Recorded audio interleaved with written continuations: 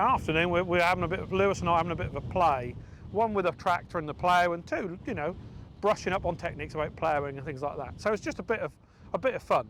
We are on a nice bit of dirt. Lewis is very lucky with some of his fields, and the land that he's got is exceedingly, it's like talcum powder at times. Upon saying that, it has been underwater a little bit of this field, so we're sorting that out as we go as well. So what we've got, 6.310, and it's more to prove the point about you don't need the big horsepower. What you need the horsepower for is actually picking the plough up more than anything. To pull it, we can manage it quite nicely on 16-inch furrows. We're pulling it quite nicely, and this is a 100 horsepower tractor.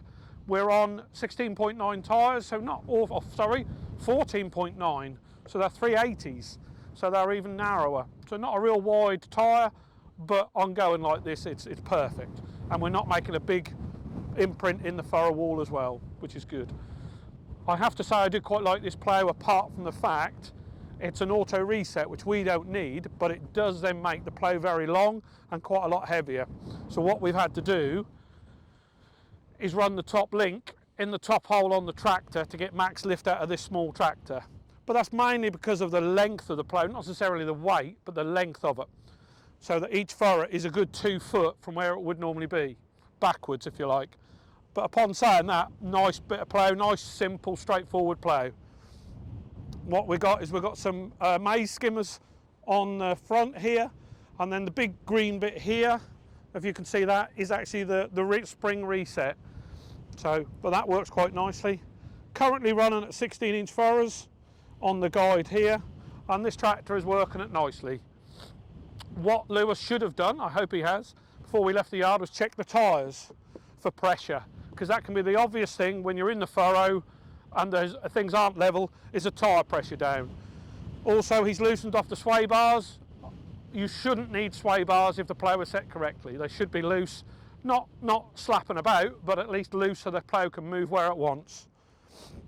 Top link in the slidey hole where preferable for us, so that it can move and undulate with the ground as well and adjust there. So, hydraulic front furrow width on this one, which is quite nice.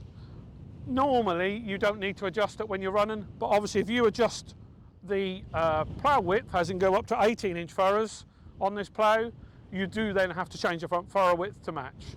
Or if this one's a manual width adjust, isn't it? Yeah, this one's manual width adjustment, but the hydraulic adjustment is very good. So if we took it off this small tractor, put it on a large one, the distance from the furrow wall or the edge of the tyre to the first furrow changes, and you can easily and quickly adjust that, so which is quite nice. Right, so what we're looking at is as this tractor drives down, it's more or less touching the edge wall here. We're not tight up against it, but you can see from here to this furrow edge should be the same as on each furrow. So we're currently set at 16 or 41 centimetres. So if we go in there 16 inches, we're not a million miles out. In fact, we're probably an inch narrow, so at 15. But then if you look at the wall of the tyre, we're an inch or two away. So to me, that seems about right. So, okay. Something I do like is these points, these knock-on, knock-off points, which are very quick and easy. Which are very quick and easy to change with a hammer. And that, you just put the wedge in there, tap them, they come off.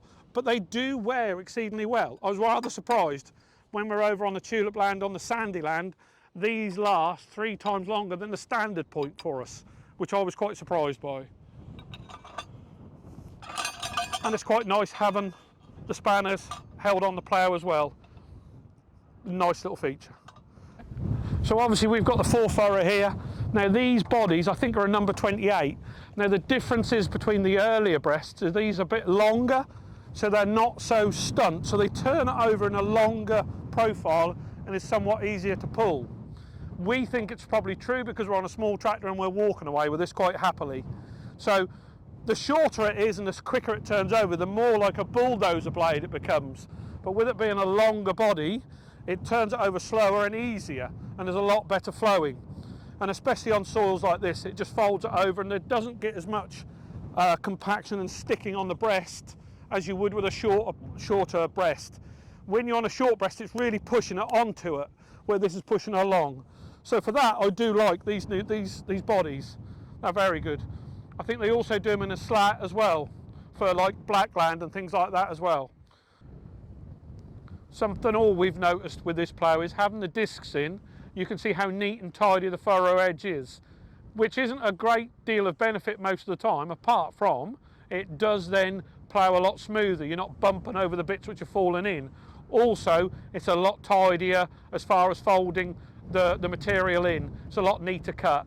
Earlier on, we've done a little bit of ploughing on the edge where the grass was, and it cut that very neatly, folded it in, doesn't wrap around the legs and then end up on top. So everything is buried. Do like that little touch. These, as you can see, we're not quite set up perfectly because this should stand vertically at 90 degrees to the land. We're not quite there, we just need to adjust that a little bit, but other than that, that's fine. As you can see, also, the beam is parallel to the work, which is good, because obviously when you're going along, that ensures you've not got a deep or shallow front furrow. So the ultimate thing is to have a perfectly vertical on the back, and then the beam level with the ground. That way you know that your furrows are all equal.